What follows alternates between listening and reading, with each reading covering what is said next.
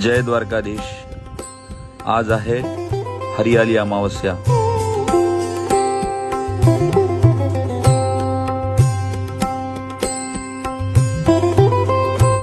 म्हणजेच आषाढ अमावस्या। अनेक विविध नावांनी ह्या अमावस्येला आपल्या परंपरेमध्ये ओळखलं जातं।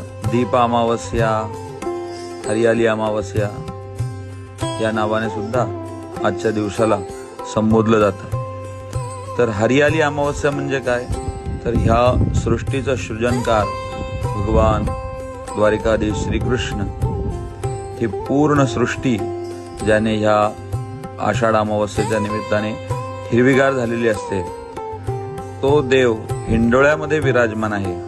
आणि तो हिंडोळा सुद्धा देवाने सृजन केलेल्या सृष्टीसारखाच असावा म्हणून अनेक प्रकारचे वनस्पती, जे शुभ वृक्ष आहेत त्यांच्या पानांपासून आज देवाचा हिंडोळा सुद्धा हिरवागार केलेला असतो। ही सेवा वैष्णव परंपरेमध्ये देवाला समर्पित केली जाते।